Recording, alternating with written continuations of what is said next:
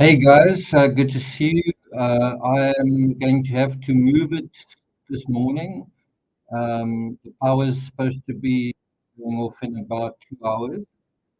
I do see, I'm pretty sure we'll be able to get through what we need to get through before then, but certainly we're going to keep that in mind. If I suddenly disappear, well, you know that's the reason why. I must say, crazy things have been going on with YouTube. The video that I've just published has actually been in checking mode for about 6 hours. I'm not kidding, maybe even longer. Um, so I eventually just pushed it through, but it's definitely frustrating. You're trying to be quite responsive. You're trying to work quite quickly. You've got power going out, and I don't know whatever's going on the YouTube side. Judith says I'm eating frozen blueberries. I have coffee. I also have coffee. Good morning, Karina in Austria. 9 p.m. for Judith, 6 p.m. for those of us on this line of longitude. So we're going to deal with day 224 now. I'm going to start that off with a quick Google search right now, just see what is going on. I haven't been awake for very long, so if I'm a little bit cuckoo, that's the reason. It takes a while for my engines to kind of get going, the gears to start working. Hybrid Pisces, good to see you. Midnight in Ottawa. Terry Dean, good to see you as well. Um, so let's quickly do a Google search for the word Russia. Let's see what comes up.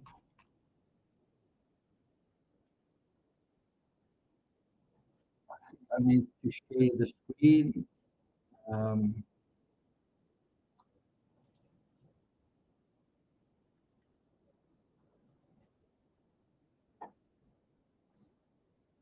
and do that.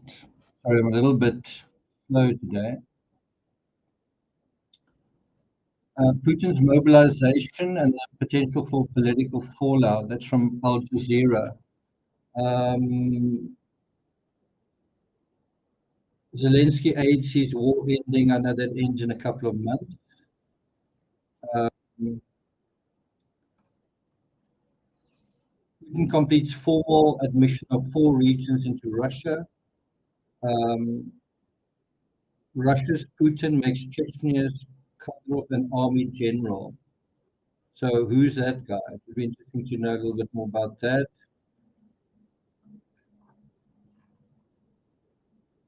Okay, I think that's really enough.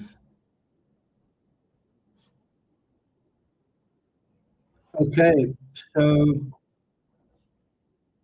in terms of the poll, let's just have a look.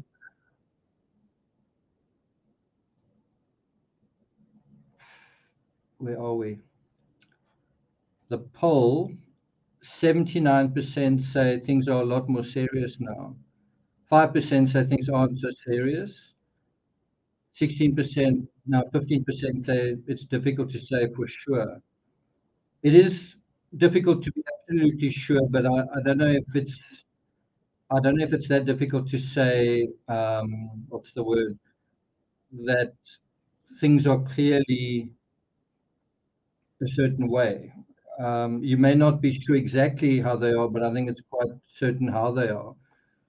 Okay, so let's get going with day 224. My initial idea for how to do this was I wanted to just cover 4 stories, and then that didn't last for very long.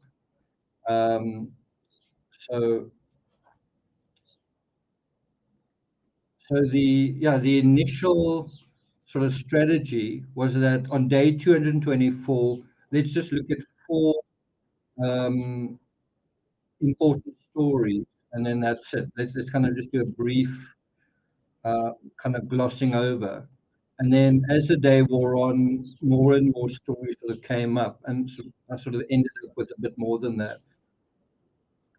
But we are going to look at 4 stories, and then we're going to look slightly beyond that. So that is how this analysis evolved, right?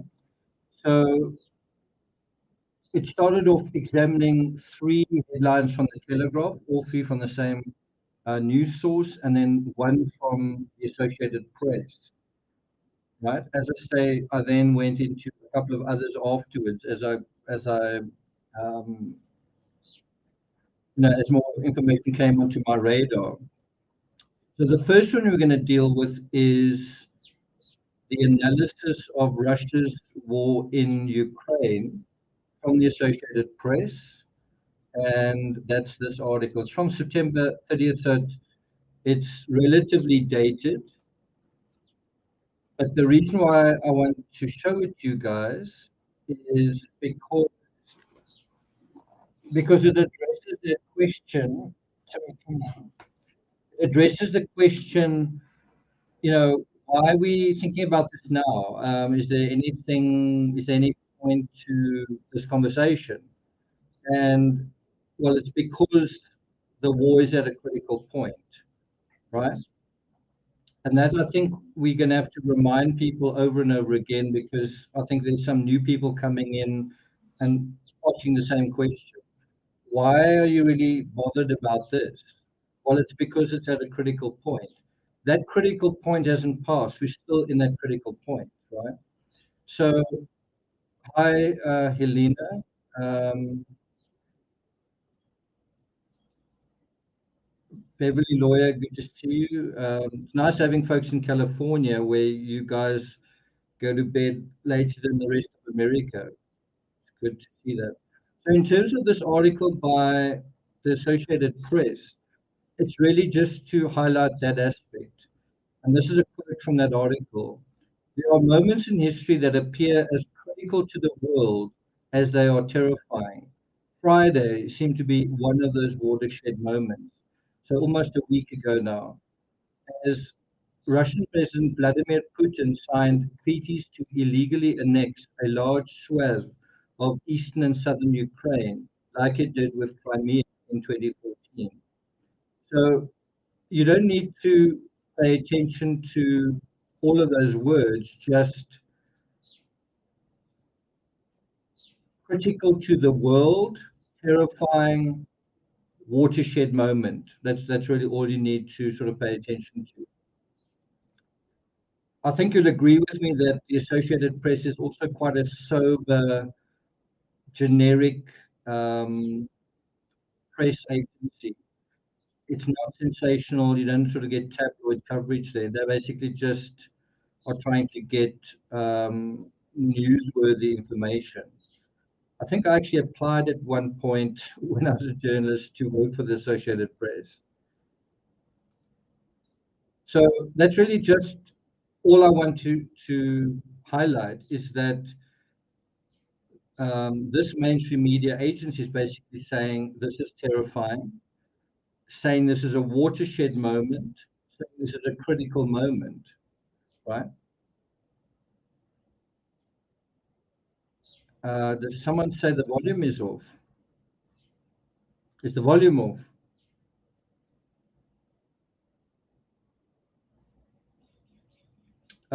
Conformist says, I really hope we get through this without any more bloodshed, but unfortunately, it's not looking likely. Is the volume okay? I can't really tell unless audio quality is bad here as well. Okay. Does it sound better now?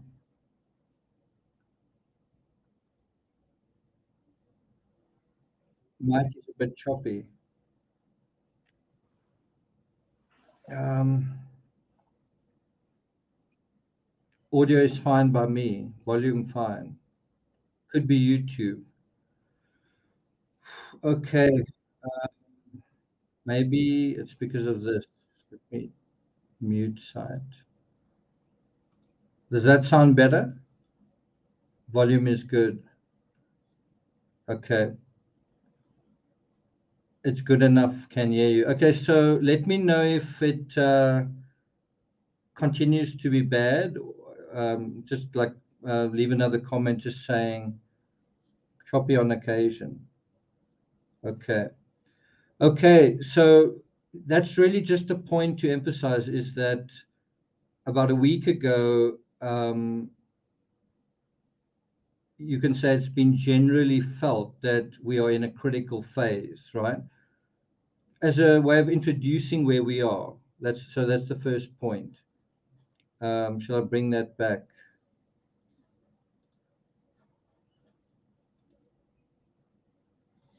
Okay. Can you guys see that? Add to stream.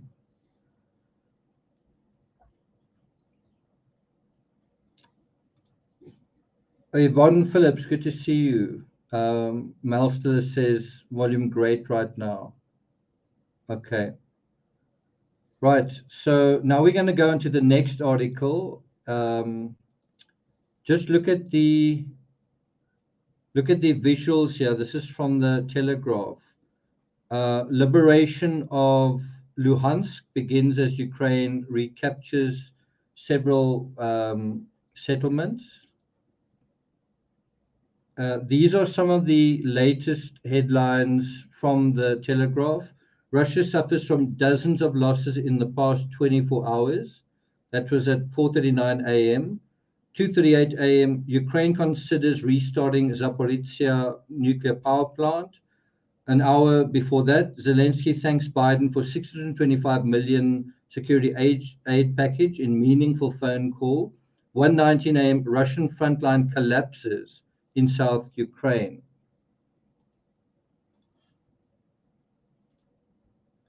Okay. So this is really very current.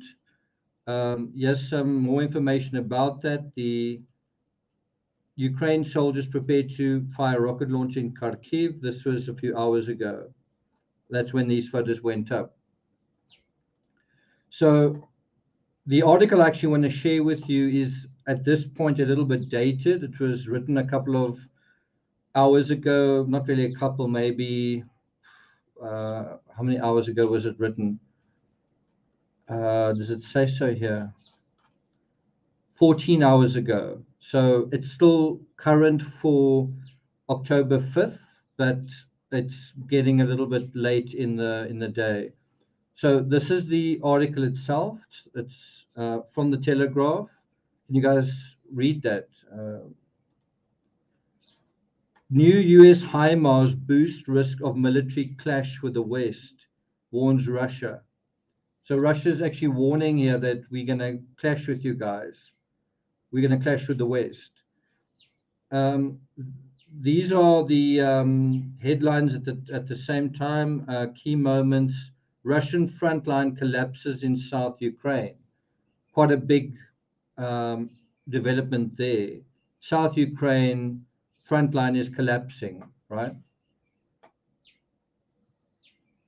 I think that is accurate. Then there's also this one, Ukraine. This is from obviously October 5th. It was updated half an hour before I covered it, but now it's about 14 hours old. Ukraine frees thousands of people from occupation as Russian frontline collapses. That's this article. Can you guys see that? Let's bring it up.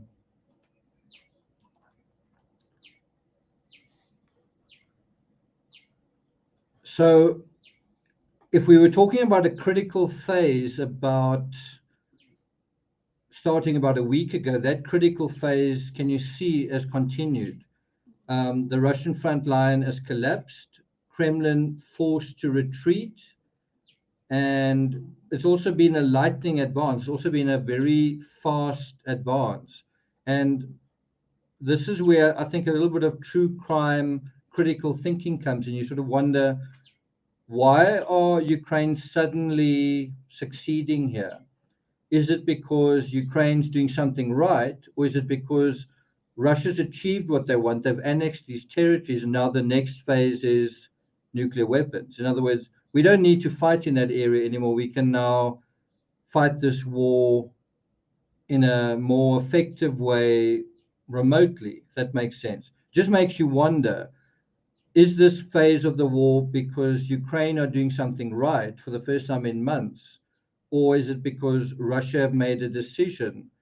We are actually going to do something else. What do you guys think about that?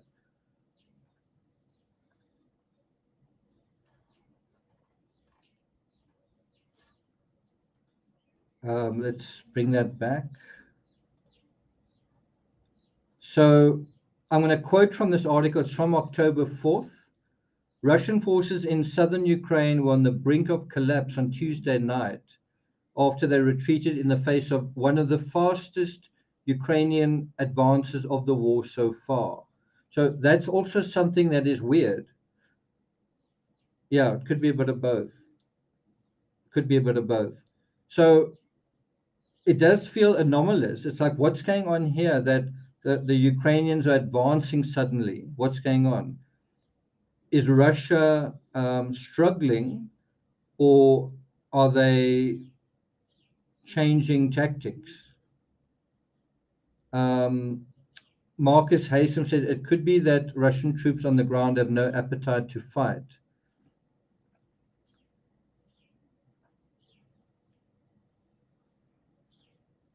Okay,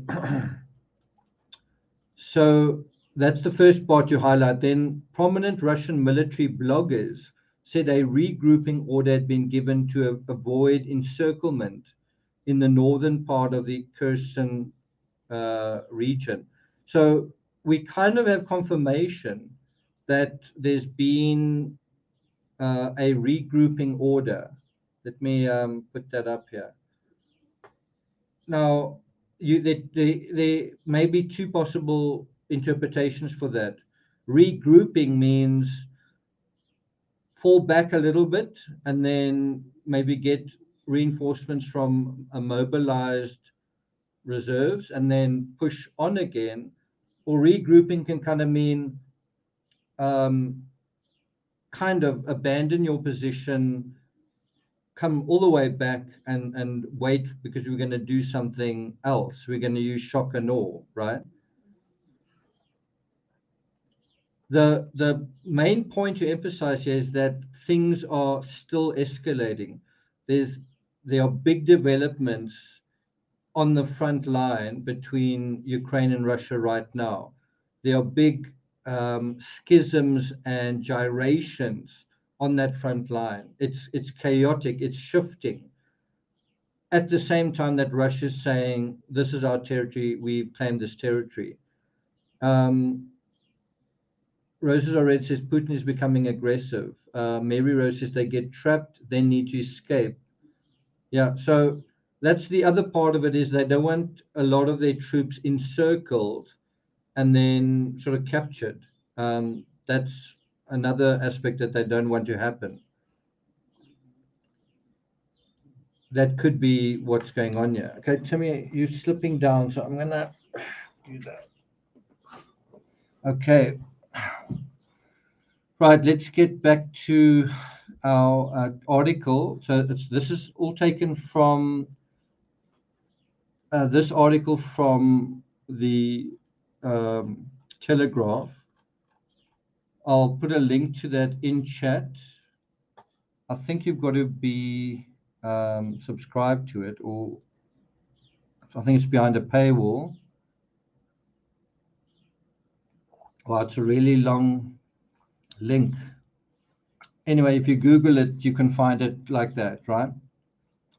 So now we go into another section. The significant territorial losses suffered by Russian forces appear to be confirmed in maps used in the background of Moscow's Ministry of Defense in its daily briefing, although it did not directly address the changes to the front line. Now, I find that incredible reporting. This is what they're paying attention to.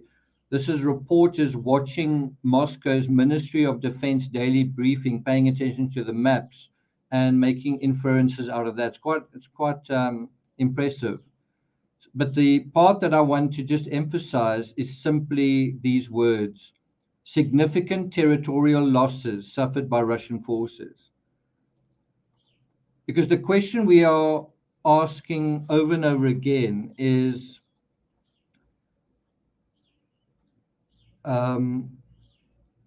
is this significant? Is this serious? Is it escalating?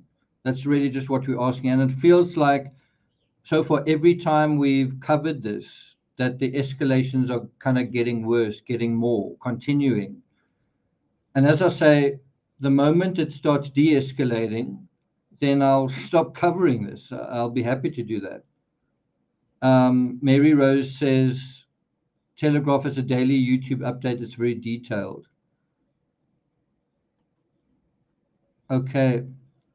So in another paragraph, they talk about after weeks of Ukraine seeking to degrade Russia's forces, they've had this sort of long-awaited counteroffensive. So there also you kind of have to ask the question, why is this happening now? Is it because Ukraine is getting the weapons that they want? Is it because strategically they are making a breakthrough? What is the reason for this change, right? And what are the implications of that? So if Russia has been weakened and kind of wrong-footed and shown to be not as strong as it thought it was, or that that it could have been, I guess, what's the response going to be then? So again, the situation is weeks of trying to degrade Russia's forces, and then suddenly you make a breakthrough. It also says here, although the attacks initially made slow progress, early gains were reported. And then another section deals with advances accelerated throughout Tuesday after the Russians apparently decided not to fight. Those words stood out to me.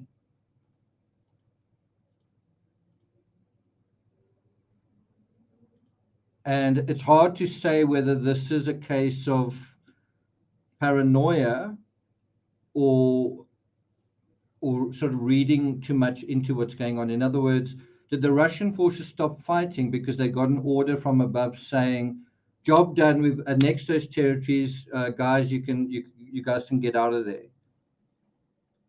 Do you follow what I'm saying? That they succeeded in getting the minimum, and now, guys, we can take you out there, and we'll now go into the next phase, which is, let's hope, not a nuclear phase. It just makes you wonder, why did they not fight? I suppose the other thing could simply be if they were battered, if they were crushed by the Ukrainian forces, then maybe they just decided they don't want to fight.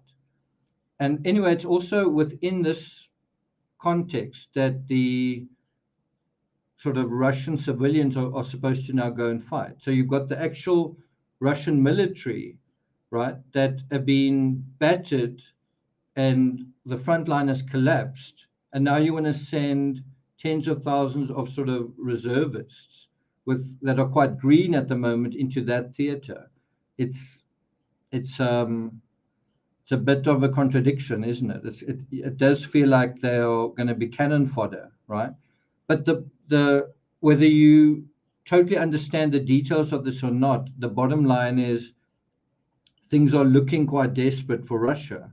It feels like Russia is sort of cornered, right? And Russia's got to nail down this territory before winter. And this is the critical month. October is really the last chance. And we've got about 3 weeks of October left for Russia to nail down their territory. It's the same thing with Ukraine. It's the last moment for them to make a big push and get rid of, get rid of Russians in occupied territory. Sonia says this is just exposing all who is supporting the criminal element in Ukraine. Conformer says it's awful what he's putting these people through on both sides. Okay. So I've just highlighted these words from the article. One of the fastest Ukrainian advances of the war so far, regrouping order, significant territorial losses. After weeks of Ukraine seeking to degrade Russia's forces, they do. Initially made slow progress, then they made lightning fast progress. Russians have decided not to fight. So that's why I've said, why would the Russians suddenly decide not to fight? They've been fighting all along. Why would they just decide to stop fighting? And then a great article, it's time to call Putin's bluff. Thought this is a really good article. It's from the Telegraph. It's written by Hamish de Breton Gordon. You can see it was dated 4th of October. Can you guys see that? And there's this image.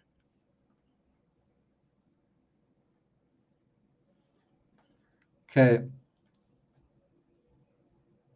Marshall Dove says, I learned from you last night and became a know-it-all today. Okay. Thanks for that. Sonia says something like that. Okay. Yvonne says, don't forget propaganda from all sides is thrown into the mix. Yeah, that is definitely something to consider. There is definitely propaganda from both sides. But bear in mind, this is being reported by kind of it's a British publication, and you kind of got to argue, are they incentivized to produce propaganda?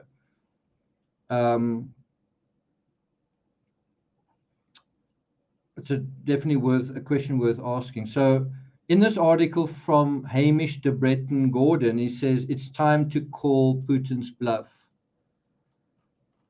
So let's do a quick, before we deal with what he says, let's do a quick census here. How many of you guys think that we should call Putin's bluff now? So if you think we should, put a 1, and if you think we shouldn't, put a 2. How many of you agree that we should call Putin's bluff right now? It's time to call Putin's bluff. If you think we should, put a 1. If you think we shouldn't, put a 2.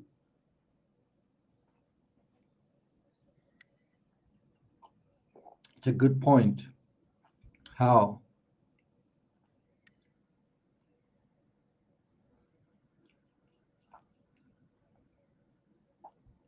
So just from the small little poll, there's not consensus. You guys are like split. Maybe we should, maybe we shouldn't. I've got to say, I don't know. It's worth thinking about. It's time to call his bluff, but I don't know. And it is a good point. How? What exactly do you do? I think he is bluffing in certain ways. I think he's serious in other ways as well.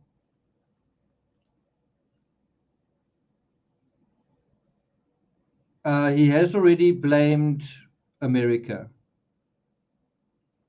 But yeah, so we're going to deal with that now. It looks like the attack on Nord Stream was a precursor to attack Western infrastructure. Okay, so let's deal with this article. So this is a quote from the article. He says, as Putin's conventional warfare is failing in Ukraine, he's turning to unconventional warfare.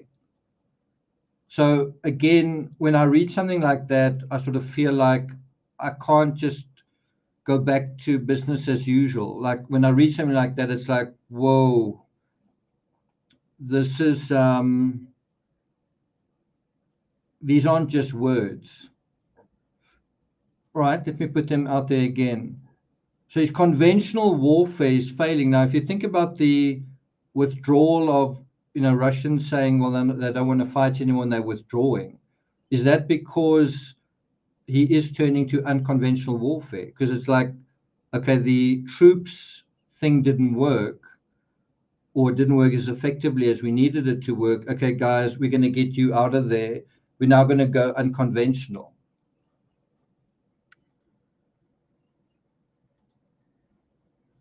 Where's that image? Yeah, so it's that one. Is this withdrawal and the lightning advance from Ukraine because Russia already made a tactical decision? We're going to go unconventional. That is why I'm saying it feels like the escalation that's taking place continues to be urgent and dangerous.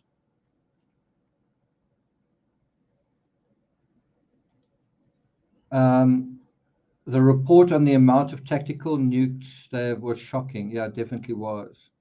Definitely was. Okay. So then another aspect from the article says, if you've got no morals or scruples, you would use chemical, biological, and nuclear weapons all the time. They are highly, horrifically effective. Now, think about where we are right now. We're talking about Russia facing these incredible setbacks, the collapse of its front line. And the whole idea is, well, you want to be effective in your routing of the enemy, and it's a critical time right now as well. It's just before the Russian winter, so you've got to nail in your progress. And wouldn't it be, if you think about how the Second World War ended, it was basically with two nuclear discharges, detonations going off Hiroshima and Nagasaki, and then that ended everything, right?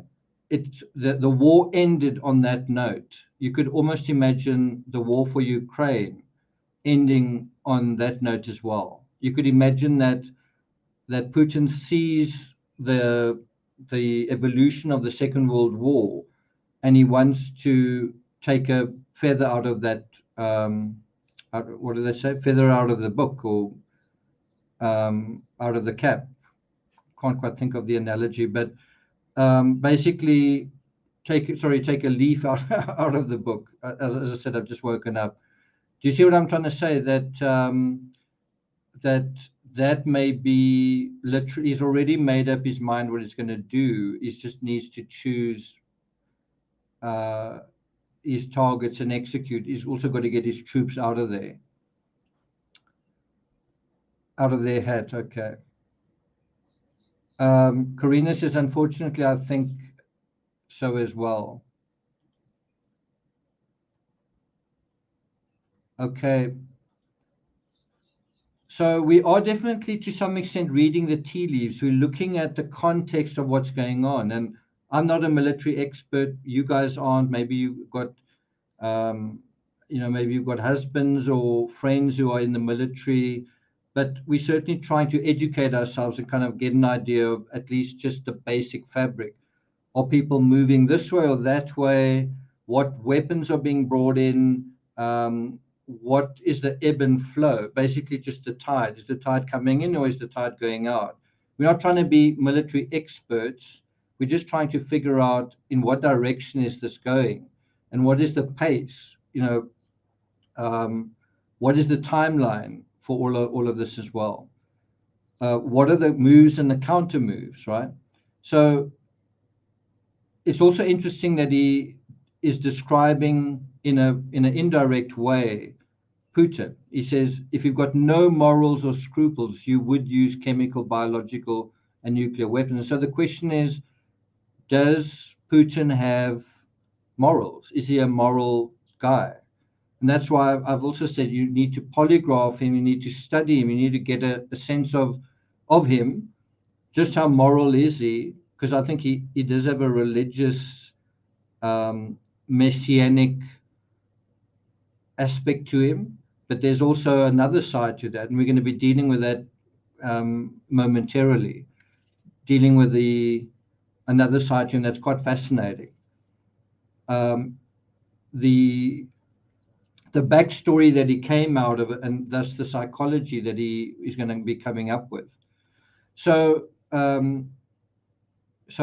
within this context of Russia kind of starting to lose these territories, again is this question of So do you use horrifically effective weapons or not?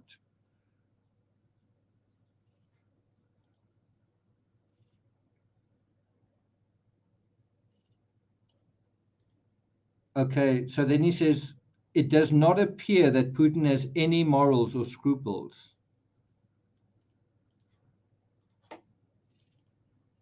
So, Yvonne, you could say that's propaganda. You could say they don't like him, so they're saying he doesn't have any morals. And he's been saying the same thing about the West, that the West is corrupt and satanic and all these things. And there's an aspect to that that's true.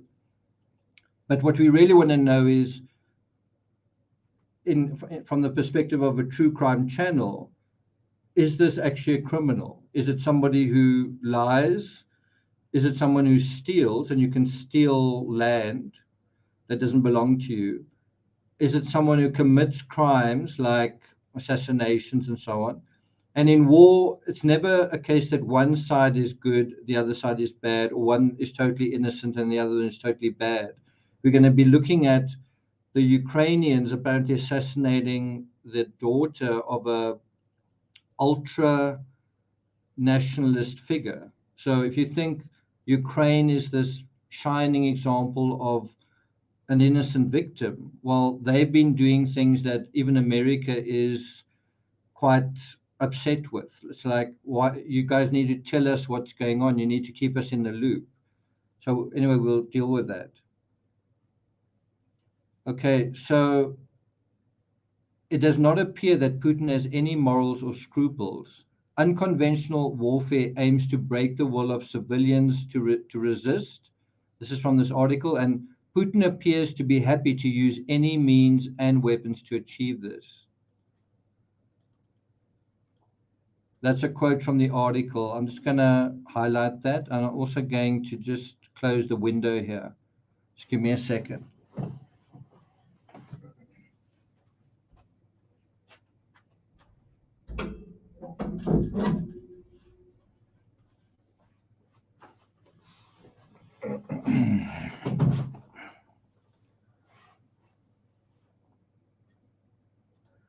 Okay, so I'm at about the 45-minute mark. I need to get through this before 2 hours. I think we're making quite good progress. But do you see why the psychological profile and polygraph assessment of Putin is necessary and needed? It addresses the question of who are we dealing with and what will we be dealing with. So in true crime, you often look at the type of person you're dealing with, and that can give you an idea of a potential murder weapon, right? If you think about Chris Watts, the sort of introvert, and then what he ends up doing, he didn't really have weapons in the house, but he nevertheless took some quite drastic steps.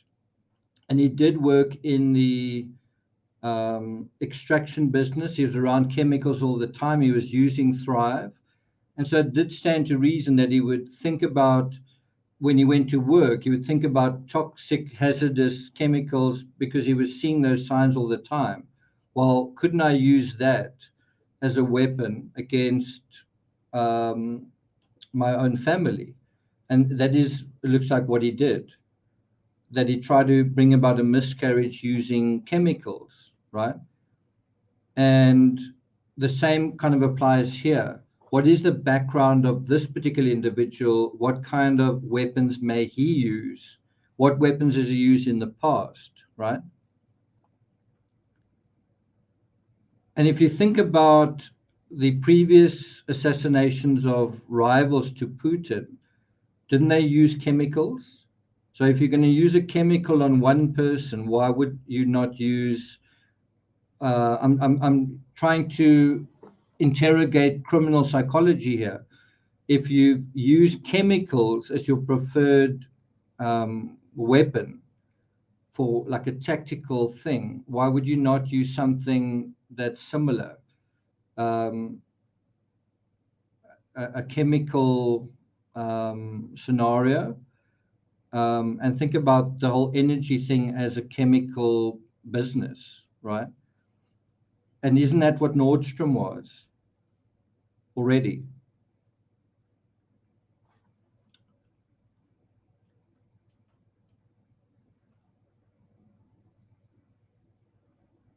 Okay, so he goes on to say, that's from this article.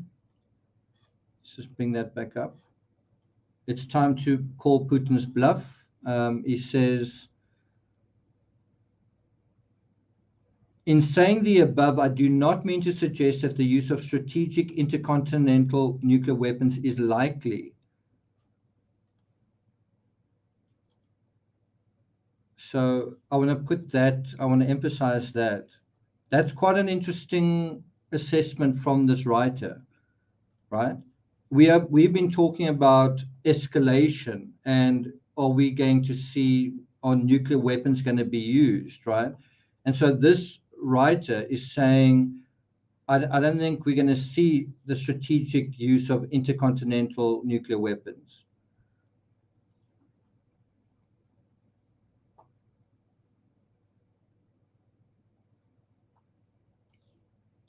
He says that would be a war nobody can win and would destroy the planet for many generations. That's also quite chilling. That what we're talking about here, if certain things happen, this entire planet is gone. If aliens come here one day, it's like, wow, there were beings that lived here once. I wonder what happened. I wonder why they're not here anymore. That's kind of on the cards. If logic doesn't prevail, let's say a certain baseline of logic doesn't prevail, right? Then he goes on to say, Soviet doctrine allows local commanders to use tactical nuclear weapons to stave off defeat or loss of Russian territory. Now, bear in mind what we're talking about here is it time to call Putin's bluff? And so part of what you need to know is what are the Russians' protocols? Like how do they normally behave? What is what is hardwired into their programming? In a weird way, what is the character of the Russian military, right? The same way you think about what is the personality or the character of a criminal. In true crime, we ask that question, then we ask it in this way. So look at this statement. Let me bring it up. He says, hey, Mr. Breton Gordon, he says here, Soviet doctrine allows local commanders to use tactical nukes to stave off defeat or loss of Russian territory. What's happening right now? Significant loss of Russian territory.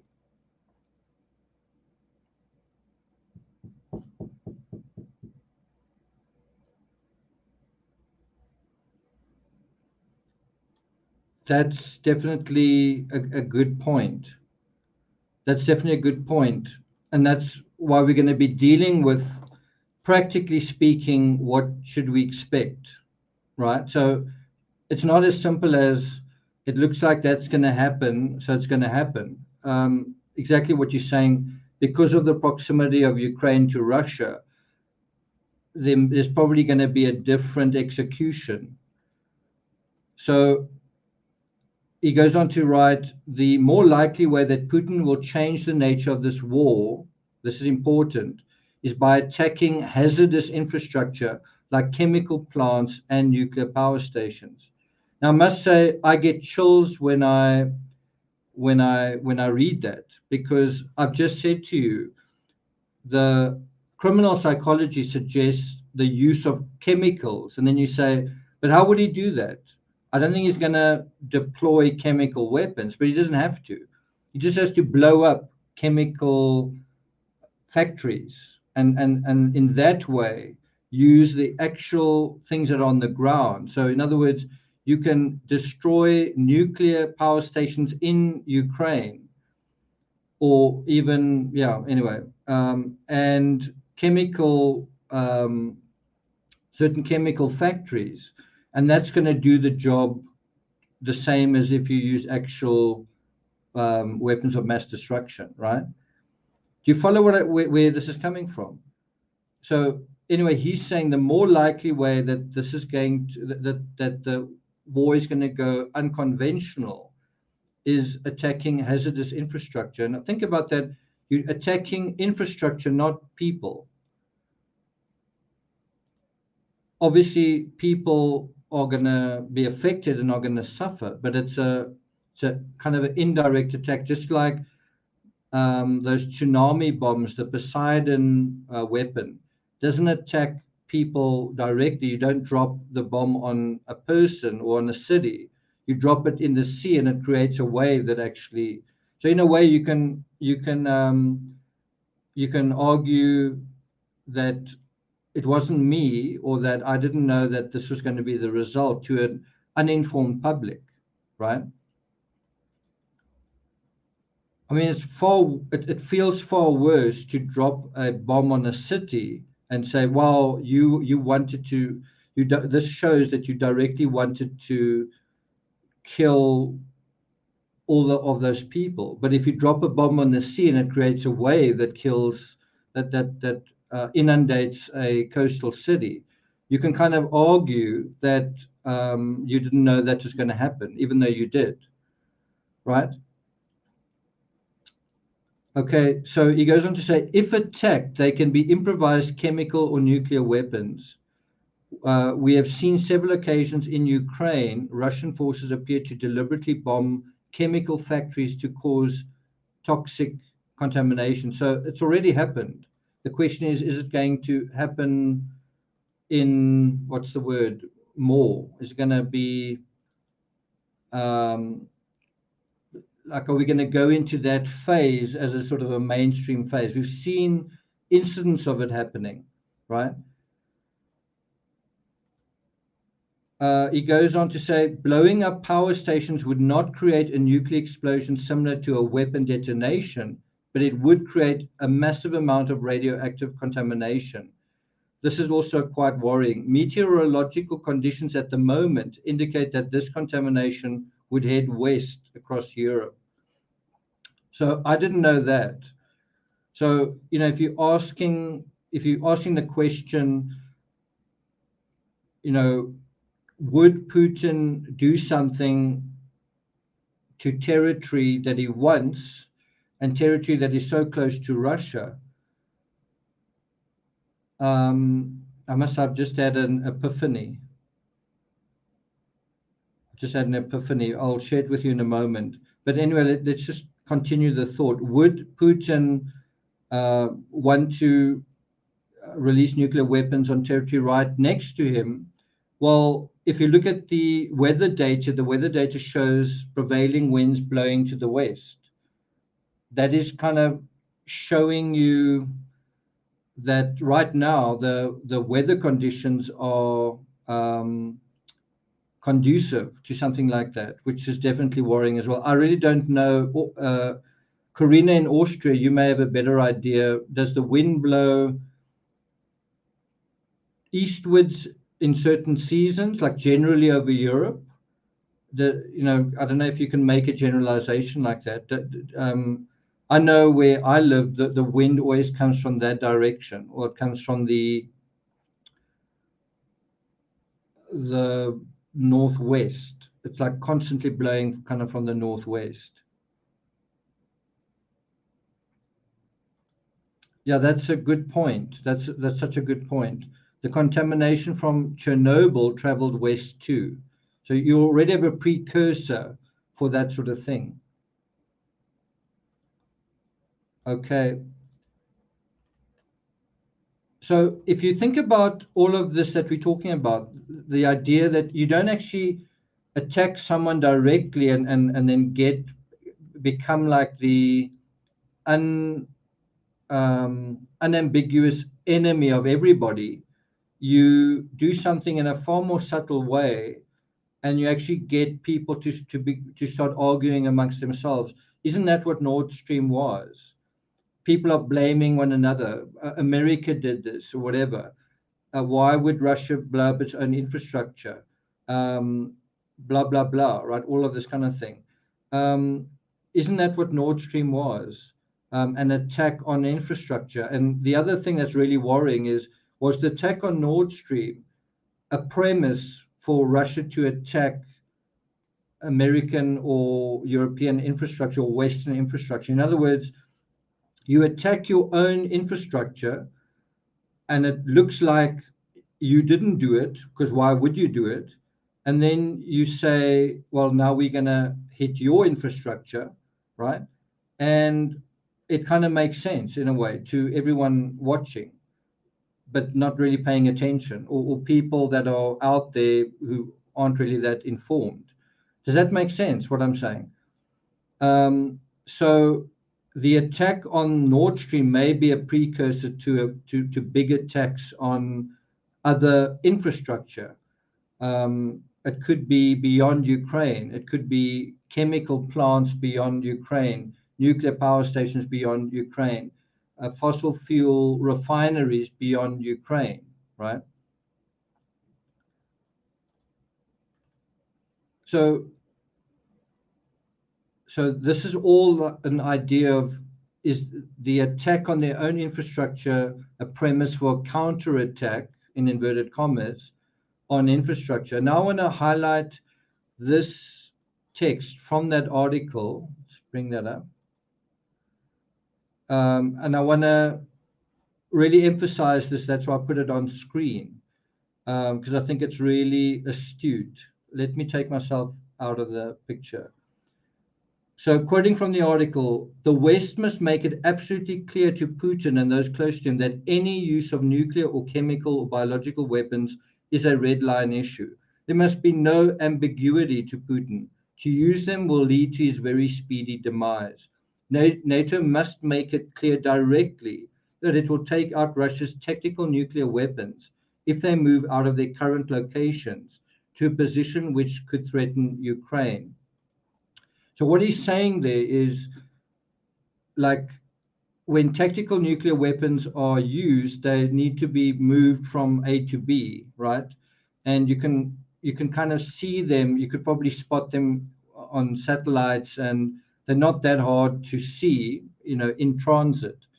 And so what this guy's saying is, when you start seeing tactical nuclear weapons moving from A to B, they need to be destroyed. I mean, he says here, NATO must make it clear that it will take out Russia's tactical nuclear weapons. So do you see what he's saying? He's saying when these tactical nukes are in sort of moving, they need to be destroyed while they're moving, right? You can imagine if that does happen, how things are going to escalate from that point. And we've already seen a train moving, and it's been in the mainstream media. And now the question is that a bluff? Is that train moving somewhere that it shouldn't be going? What is going to happen to that convoy? Is Russia kind of communicating back to the White House saying, don't worry, this is just a signal. We're just going to do a test. Okay, we won't do anything. Well, is that a bluff? So going back to the article, he says, take out Russia's tactical nuclear weapons if they move out of their current locations to a position which could threaten Ukraine, and must also make clear that any deliberate attacks on nuclear power stations will exact an equal and greater response. So that assertion is basically saying, if Russia takes out a nuclear power station, the West should take out a Russian power station. Again, do you see the escalation that's going on now? It's becoming directly escalatory and retaliatory, right? It also feels like it's pulling in the West into this conflict, right? Then he says, this is time to call Putin's bluff. He's hanging on by his fingertips, and we must give him no chances to regain his hold. Can you see again why it feels like this is quite a critical time in Russia's history, in our history, in Europe's history, It's quite a critical time for the world right now. Do you feel that? Do you feel that sense?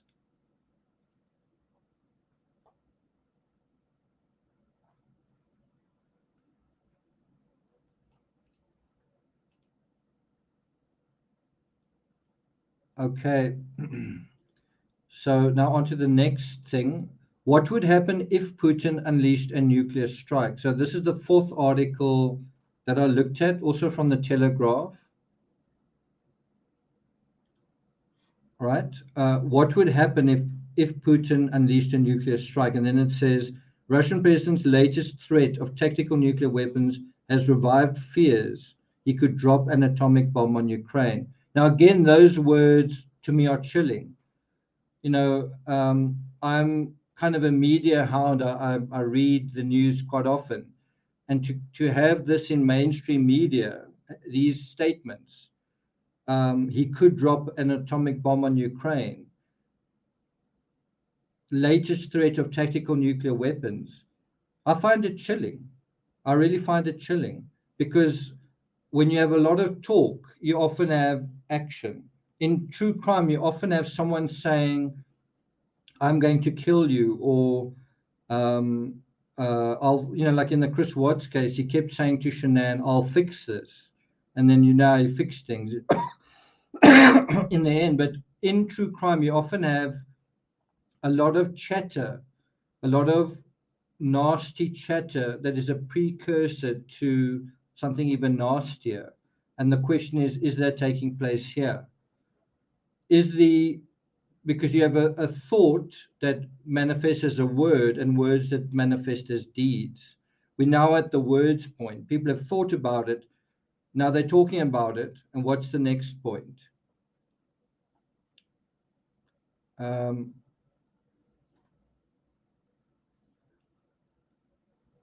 okay. So let's deal with this article. This is the fourth article that I wanted to deal with on day 224, and it's perhaps the most important of the four. What would happen if he did this? Okay, so the Russian president's latest threat of tactical nuclear weapons, okay, I've read that, critical infrastructure more than cities. So I must say, I really learned something there. I really learned something that the first thing you tend to think of is um, cities going up, like Hiroshima, right? And so what the people that seem to be quite knowledgeable are saying is, no, critical infrastructure will be targeted. And it does feel like that was what Nord Stream was, critical infrastructure. And so isn't the next thing going to be critical infrastructure? So it says here, Russian use of nuclear weapons in such a way would be unprecedented, so it is difficult to predict how such an attack might unfold. Analysts closely following Russian nuclear rhetoric have outlined a handful of scenarios. So that's what we're going to go through now. A couple of scenarios for how this could actually play out. And it's kind of how we deal in true crime with, for example, in the Kylie Rodney case, could it be this scenario? Could it be an accident scenario? Could it be an overdose? Could there have been SA? What are these scenarios? And then you try and narrow it down to what makes sense given incomplete information. So we're kind of going to do the same thing now, but before it happens, which scenario is more likely? So Lawrence Friedman, let me bring that up. Maybe not so much. Lawrence Friedman, a war studies expert at King's College London, has said the potential targets for limited nuclear strikes in Ukraine are those already identified for conventional strikes, critical infrastructure more than cities. Right? So that is in Ukraine, critical infrastructure more than cities. And in a way, that's good news, and they're not going to target people.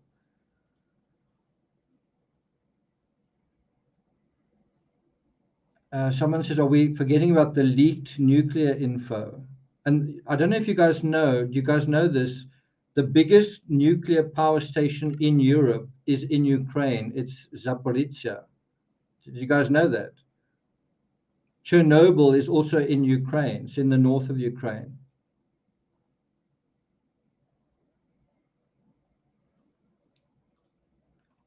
So another option is that they say Snake Island could be used to demonstrate Russia's nuclear resolve. Snake Island is a small island. Let me bring up a map just to show you guys Ukraine.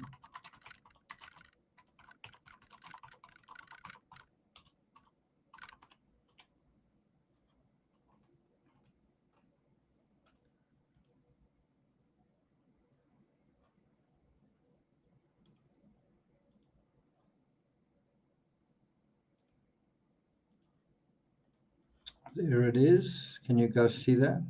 Okay, you can't. There it is. So there's Russia. Let me just take myself out the picture. There is Russia, right? There is Chernobyl. This is Ukraine. These are the disputed territories. This is where most of the battle is raging. The blue here is claimed Ukrainian counteroffensive. So they pushed the Russians back over here, and they're pushing them south all over here. And they seem to have made some kind of progress over there as well. But there's Zaporizhia over there. That is where the biggest nuclear power station is in Europe, and it's right next to the Russian front line, right? And there's Chernobyl.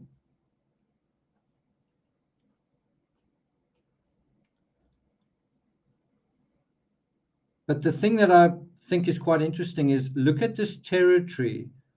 It's all kind of not on the far side of Russia, but Moscow is somewhere here.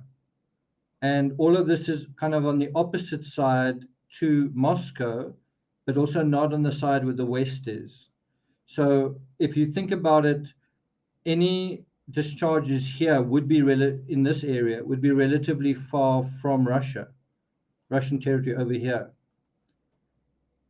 This sort of area is quite far from Russia. If you had to imagine, just think about this strategically. If you had to imagine Russia taking all of this territory here, then you would imagine nuclear weapons wouldn't really work here because it's right next to Russia and Moscow's right there. But on this side, it's kind of further away. It's kind of pushing the war quite far away from the capital of Russia. Okay. So Snake Island, I think is it that island over there? I meant to actually show you Snake Island, and now I'm not sure if I could. I think that's Snake Island over there. Let me try and get a better image of it. Ukraine, Snake Island map.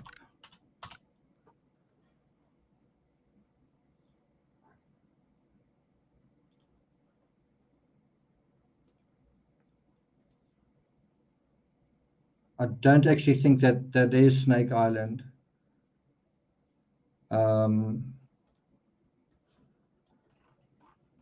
That's Snake Island.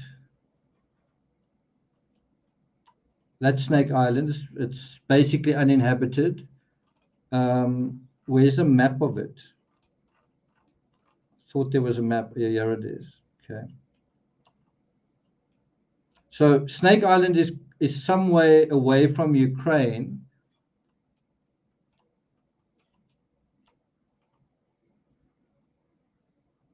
So there's Odessa, and there's Snake Island. It's quite small, right? And can you see Snake Island if we go back to this image? Where is it now?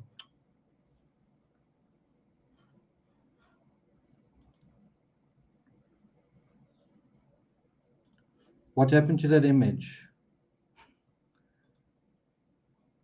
There's Snake Island. Where's that image I just had? There it is. Okay, let's move it next to it.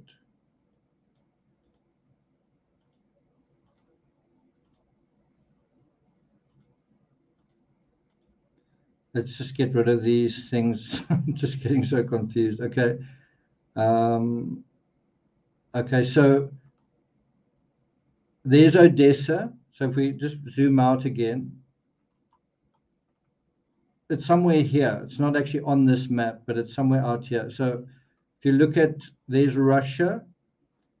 Snake Island is almost the furthest point away of Ukrainian territory, furthest point away from Russia to do a demonstration. There's Snake Island, there's Odessa, there's Crimea.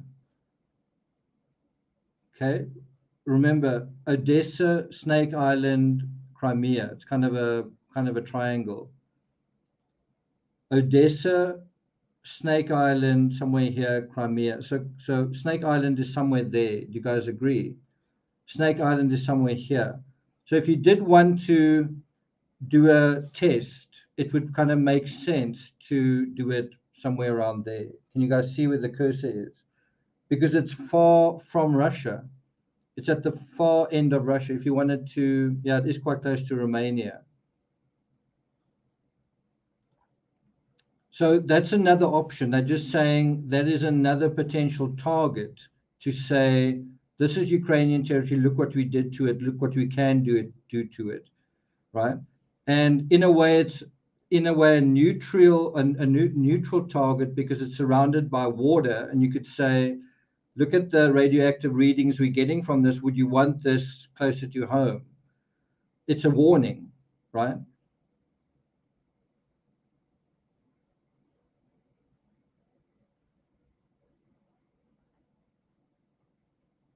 Okay. I see I've got 50 minutes to get through this. So then they say, would Putin really do it? Let me bring that up. So that's from this article. What would happen if Putin unleashed a nuclear strike? Now they're asking, would he really do it? And I want you just to look at the words I've highlighted here. The Russian leader may have lost his grip on reality. He may feel humiliated, irrational. He is said to always have at hand a Shege or nuclear briefcase that connects him to the command and control of Russia's nuclear program.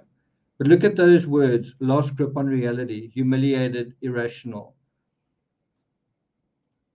Those are never good things when you're dealing with true crime, with a criminal. It's never a good thing. It's also what I keep saying to the true crime community. What really happened here? Let's stay on track and not go into conspiracy theories. Let's not be irrational. Let's be rational. Let's hold on to our grip on reality. But a lot of people seem to want to entertain conspiracy theories. This is what can happen when you do that.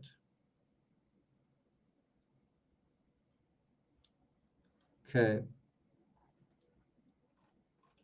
And now we look at some graphs dealing with nuclear weapons. So have a look at that. So there's the USA. I think these are total nuclear weapons, not just tactical. 6,185. There's Russia. UK has got nuclear weapons, France as well. It's not only those countries, but there you have it. And then there's the European situation, the Netherlands, Germany, there's some air bases, Italy as well, and Turkey as well. The source for this is the Washington Post.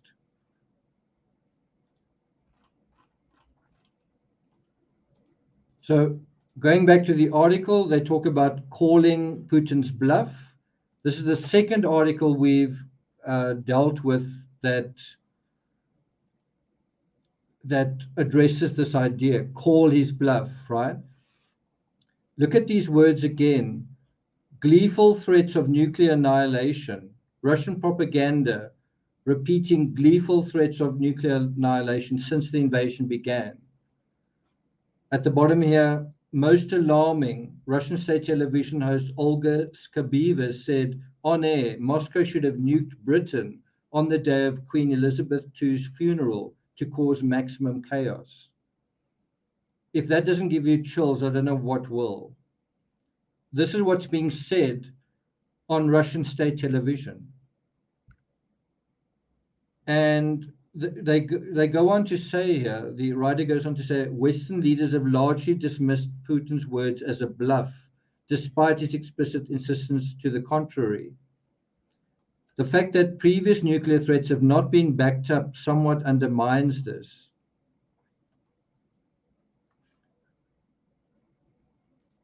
And the thing with a bluff is you bluff and you bluff until you don't bluff. I mean, that is often the nature of bluffing. Some people bluff until kingdom come, but some bluff, and then it's no longer blustered, actually happens.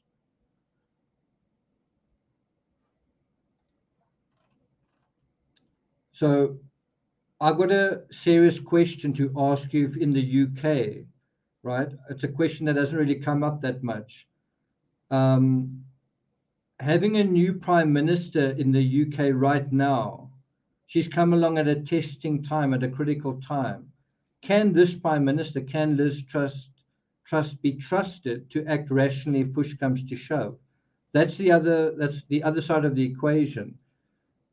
No matter what Putin is doing, could you have another player on the world stage that actually acts irrationally? Could you have another president or prime minister that does something unexpected because they are irrational, right? And the question is Liz Truss a reliable actor in a situation like this, in the theater of war? Is she the right person to deal with a war?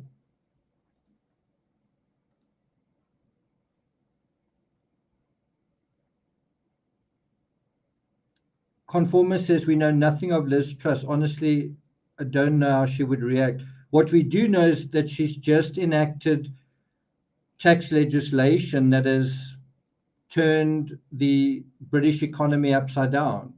It's torpedoed their currency and even led to kind of intervention from the IMF.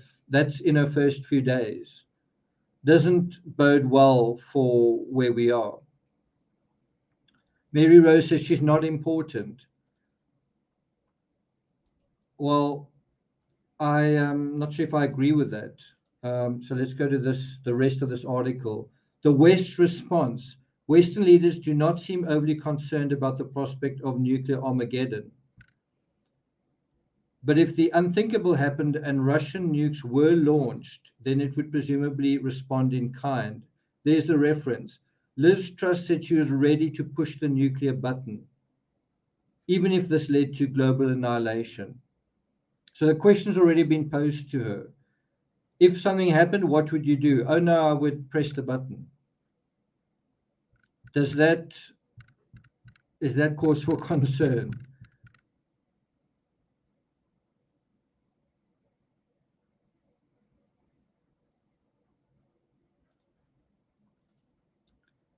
So what I've shared with you is just the news, these 4 stories, just the news from today, from day 224. That's all the sort of gyrations taking place. You've got publications providing graphics of nuclear weapons arsenals, talking about tactics, nuclear weapons tactics, tactical nuclear weapons, in quite a lot of detail.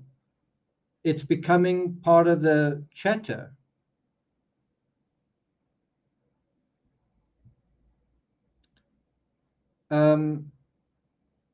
Jody asked, is that quote verbatim? Well, parts of it are. You can see there it says she was ready to push it, and she said, even if it led to global annihilation, that's in inverted commas.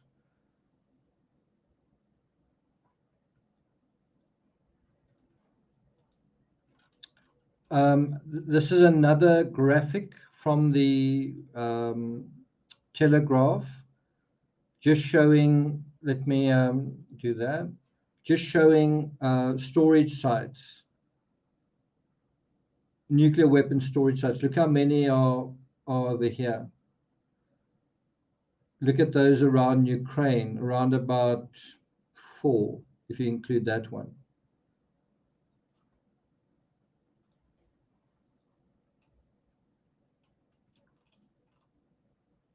But all along this border over here, there's even one there. And up there.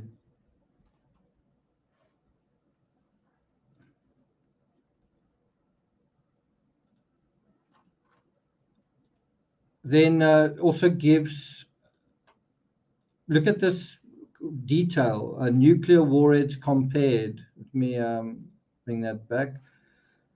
1 kiloton that can be fired from a tank or launched from a 2S7 gun. It has a blast radius of about 220 meters. That's a very low-yield tactical nuclear weapon. So that's how small it can be. You can also have 50 kilotons launched from an Iskander-M or an aircraft carrier group that has almost a 1 kilometer blast radius, or 2 square kilometers. That's quite a heavy blast, 50 kilotons. 50 kilotons is about 3 times the size of Hiroshima. So that's already quite a big explosion.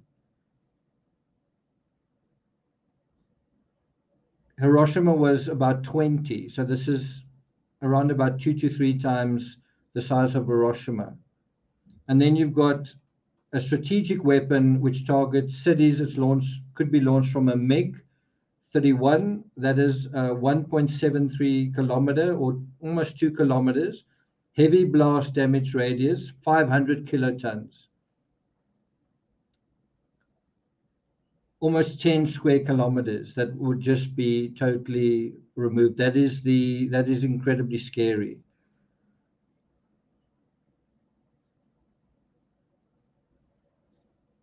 Peg says Putin is running out of options, not nearly the equipment for war that Russia once had. Yeah, that is the word. Okay. So this has been the response from Russia's allies. Let's bring that up. I'm just looking at that. Beijing is opposed to Moscow taking any drastic steps such as nuclear war. And somebody here says, Dr. Paul Dorfman says, if they do use weapons of mass destruction, then Russia immediately loses China, their most valuable ally.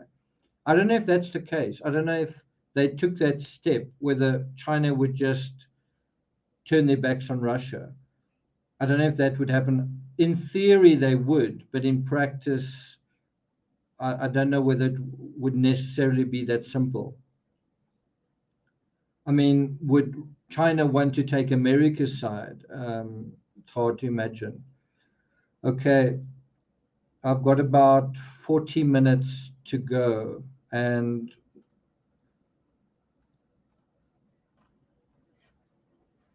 so now so those are the 4 articles I really wanted to just draw your attention to. Just like it's day 224.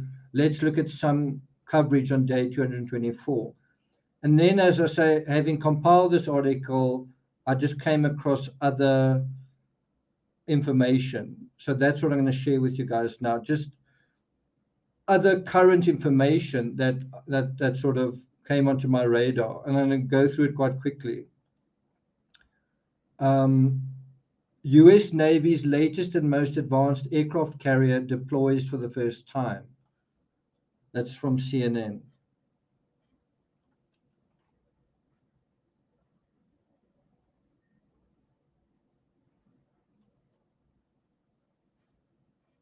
Okay. This is yesterday. October 4th. Can you guys see that?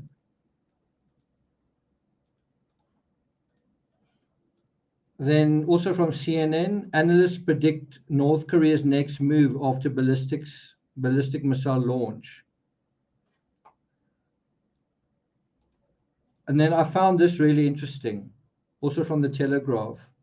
Putin is a lunatic with a small man syndrome. So that is giving us an idea of the kind of person we're dealing with. Defense Secretary's remarks follow Boris Johnson's comments. The Russian president is an example of toxic masculinity. This is just giving us an idea of who this person is.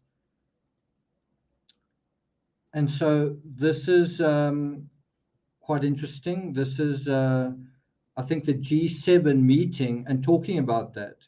Yeah, Johnson says, we all have to show that we are tougher than Putin. Jokes were made about the photo of Putin with his bare torso on a horse. Boris Johnson suggested that the G7 leaders undress to the waist.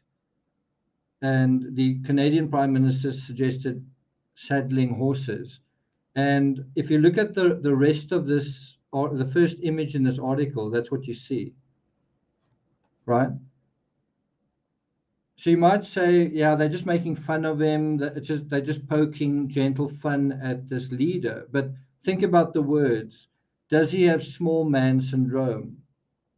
Let me quickly give you a definition of that, according to Google. Small man syndrome. A condition where a man feels inadequate because of his short height and may try to overcompensate it with overly aggressive behavior. The syndrome is often referred to as Napoleon complex in reference to a famous military leader. So there's a very basic psychological profile of Putin. Is he bluffing about nuclear weapons while he's got small man syndrome? Feels like he has got small man syndrome.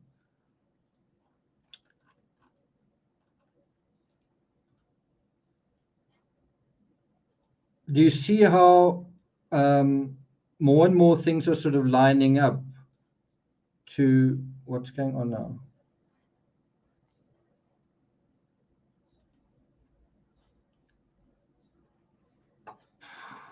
My computer's just frozen.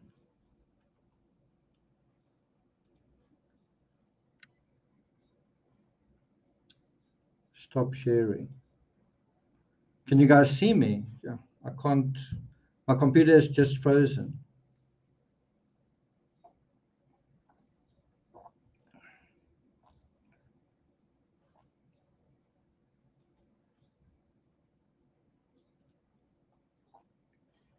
I don't know if I must continue talking because nothing's happening.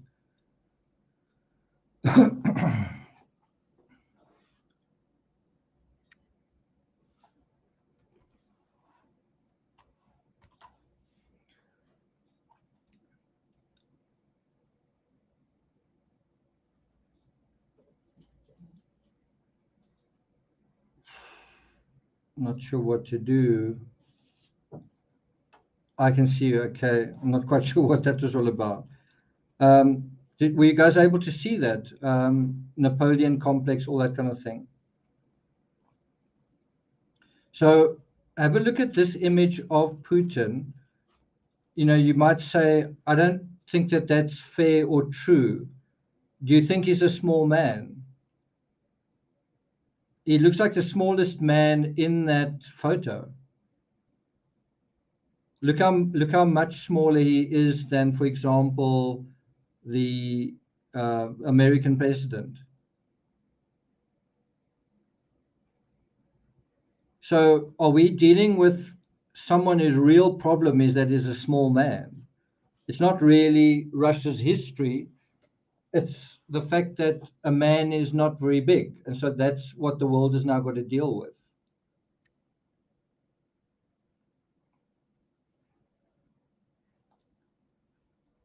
He is physically small compared to other world leaders. And is this all about him showing that he's not small? Is all of this drama about him showing that he's not small, that he's a tough guy? So I want to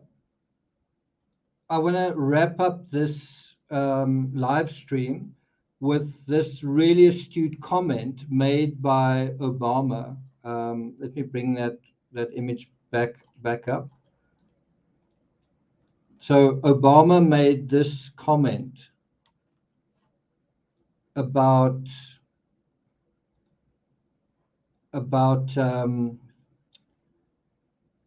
Putin. This is what he said.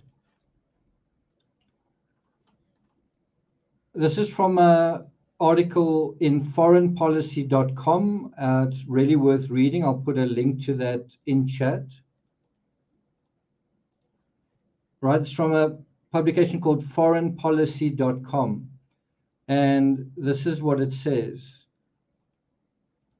In an acute observation that perhaps could only come from someone who began as a city organizer, as Obama had, the president writes that when his aide David Axelrod asked him his impression of Putin, so when his aide asked Obama his impression of Putin, he responded that he found him strangely familiar. That's from this article.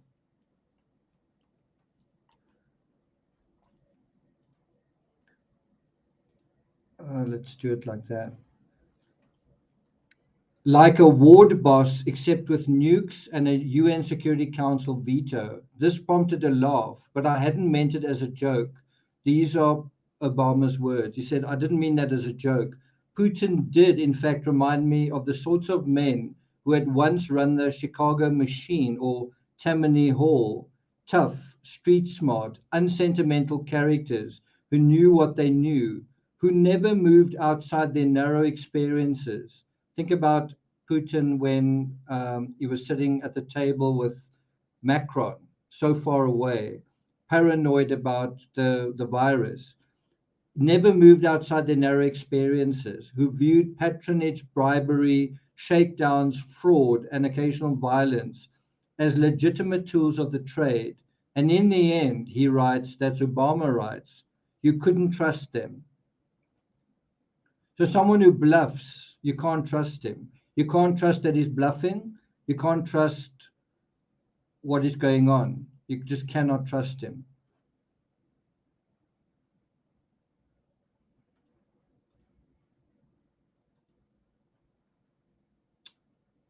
Okay.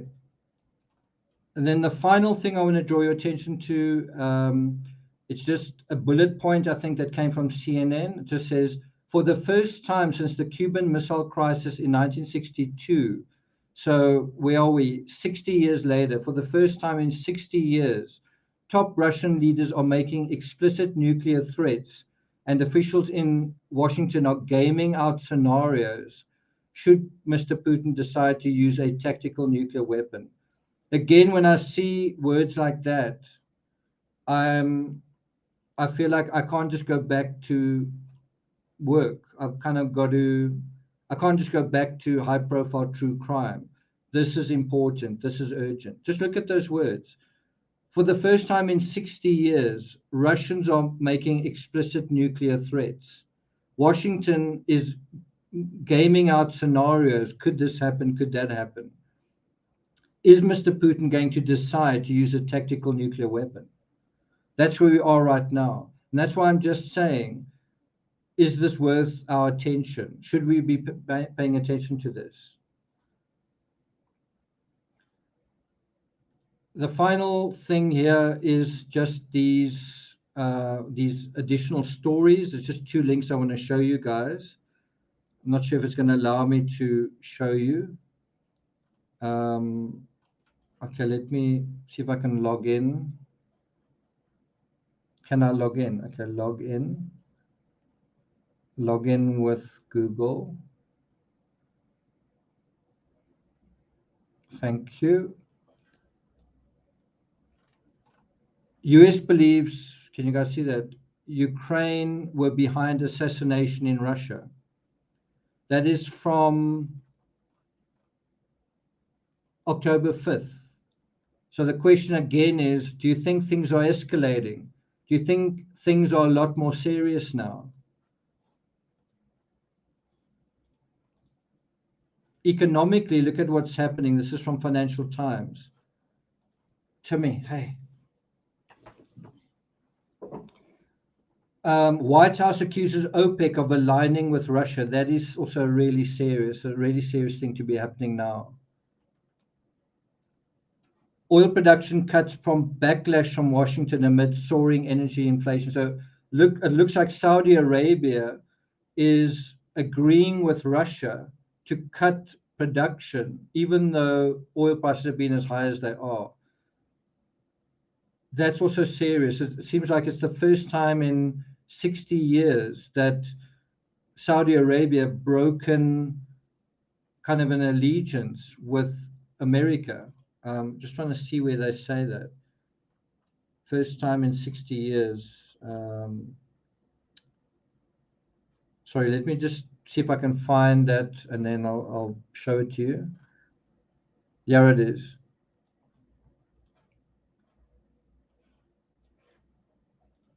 Analysts said Saudi Arabia's move marked a significant moment in Riyadh's 75-year-long energy alliance with the US. So that's just why I'm saying, is something serious and significant taking place right now in world history? And I think the answer is yes, in so many different ways. So we must start paying attention, not once a week, but at the moment every day. As I say, the moment things de-escalate, start subsiding, I'll stop covering this. But as long as you're going to see the system stressed and moves and counter moves taking place, I'm going to continue to cover this.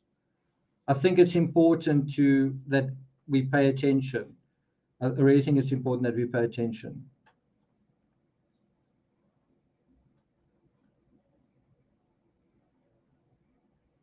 Okay, so that's as far as I'm taking it. Wow, I managed to finish half an hour before my deadline, despite a couple of glitches. Yeah, so thanks for bearing with me. I am going to be doing book club. The next live will be book club, not the war for Ukraine, unless something really big happens. But I will be covering that, and let me just bring it up.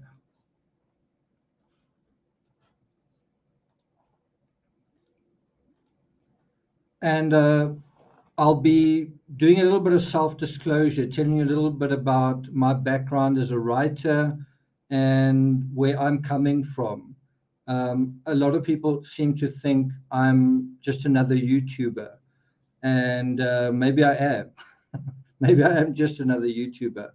But I'm going to take you guys a little bit through my backstory, kind of introduce myself. It's not something I often do on YouTube. I try and let the content speak for itself. But I do think in terms of book club, that I've got to tell you a little bit about myself as an author, because the word author and authority sort of go together. So how are you an authority on anything, right? So that is kind of what we're going to touch on. That'll be around about this time tomorrow. Should be quite interesting. So if you guys are into reading, it's not just going to be dealing with my books. In fact, it's probably going to be dealing more with other books. Then definitely tune in to this. I also want to hear about the books that you love, the books that have influenced your life. Not only the books that you love, but the books that you hate, the books that you couldn't read, that were disappointments. So it's also about that. It's about, don't read this book, or I don't know why, but I couldn't read this book. One of the books that I'm ashamed to say I haven't been able to get into is The Hobbit.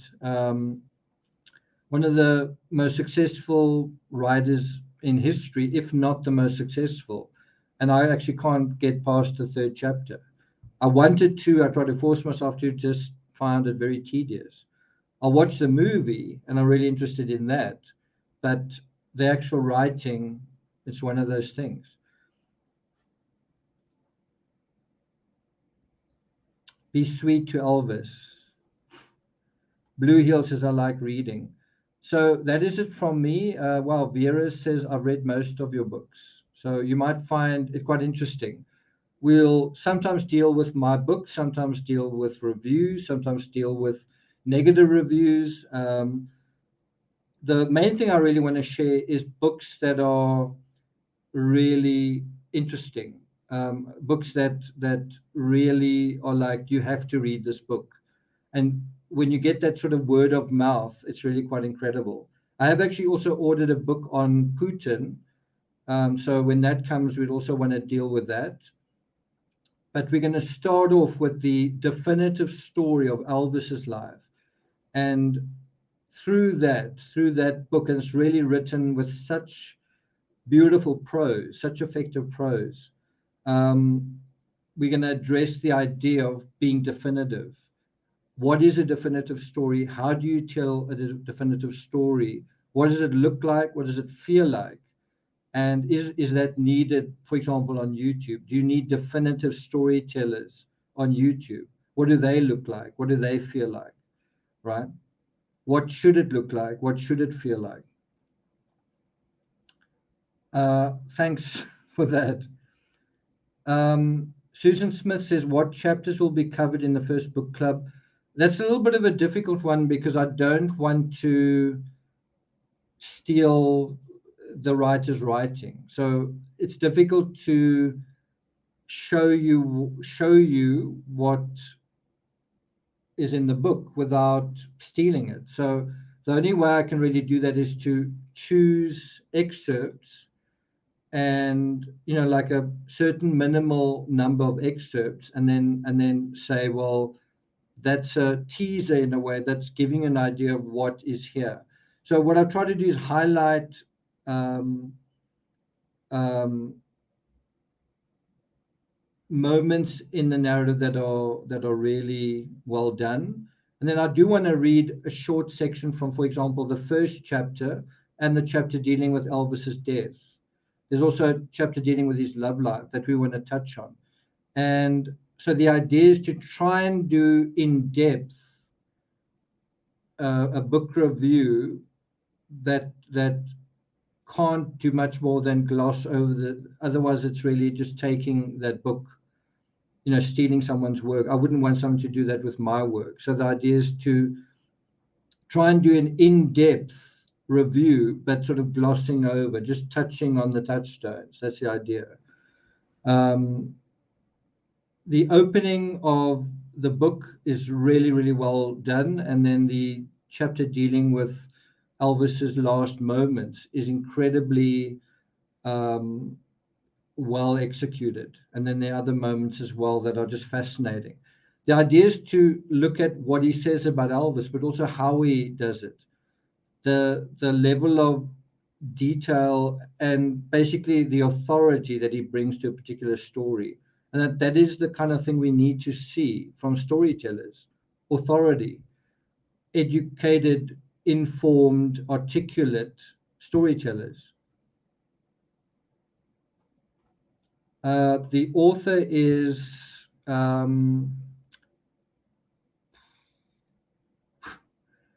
sorry, I've just had a bit of a mind fart. The author is Goldman, I think.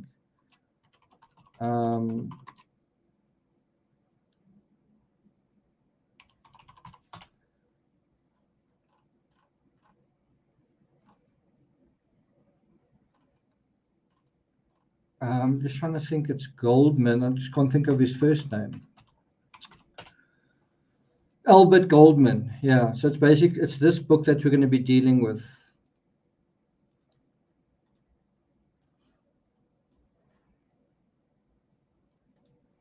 And the amazing thing is it's such a arbitrary cover. I really don't think it's the best cover I've ever seen. And it's quite interesting. Yeah, it doesn't even get a very high reviews. Maybe because he is not a sycophant to Elvis. He's basically telling a factual story. Sometimes people don't like that. They don't like their fairy tales to be interrupted. So it says here Goldman's 1981 biography, Elvis, was much more controversial. Goldman drew on more than 4 years research into Elvis Presley's life. So anyway, we'll be dealing with that during the next live and the first episode of Book Club. I hope the first of many, and I hope you guys will join me for that.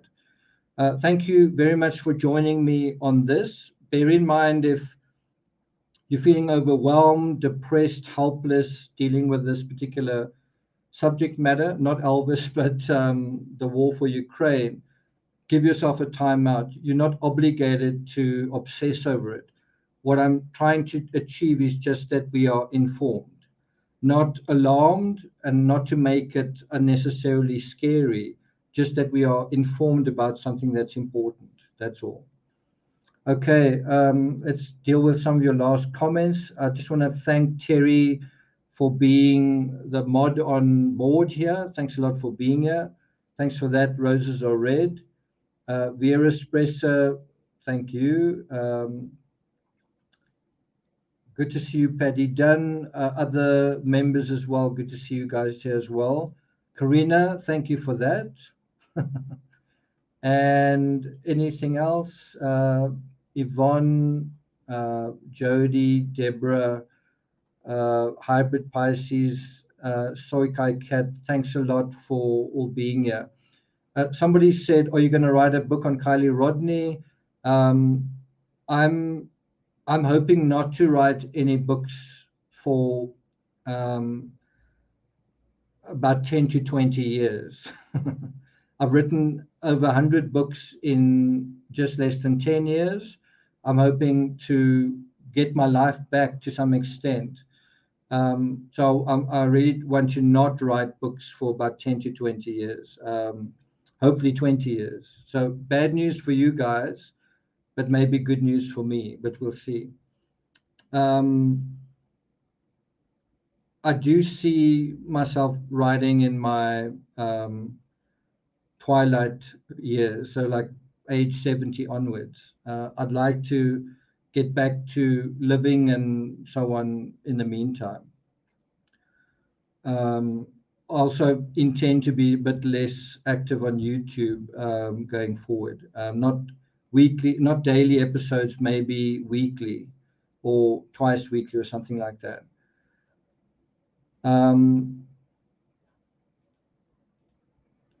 Thanks a lot, Re-Energy. Bear in mind, I'm also going to be dealing with Dharma. I'm just trying to get people to that. I don't want it just to be me talking, but I want it to be interactive. So Dharma is something else that I'm going to be dealing with. I want to talk to Stephanie about it, Bria, and Terry, and so that's really the idea.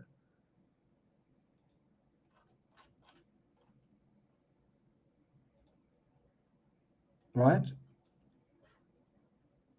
So that's something that's coming up fairly soon, Dharma, and then what I'll probably work on today is this,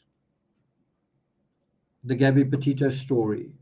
I've got an idea I'm going to be doing that as part 1, 2, 3, something like that, because there's just so much.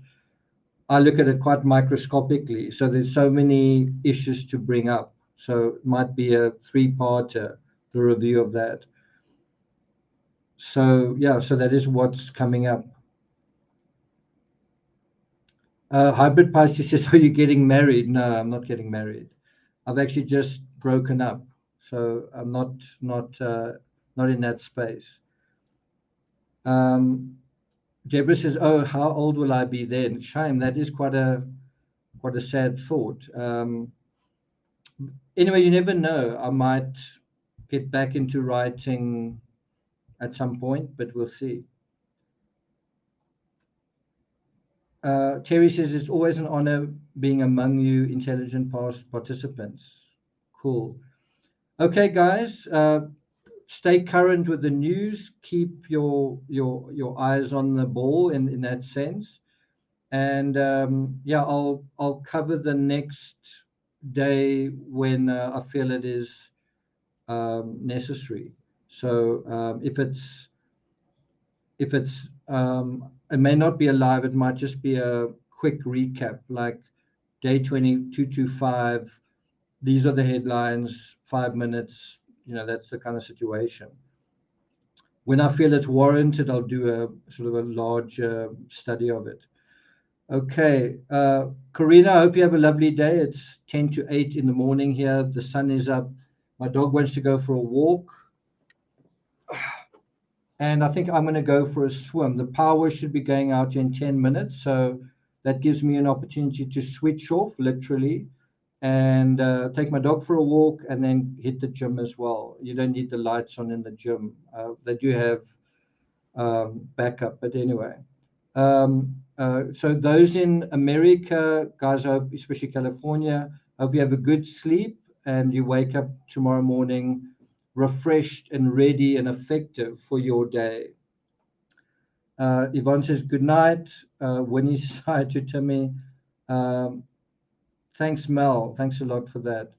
Okay, so take care and see you guys next time. And I hope to see you at book club. Where's that thing? Hope to see you guys at book club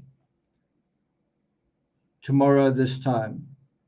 Okay, all the best. Take care.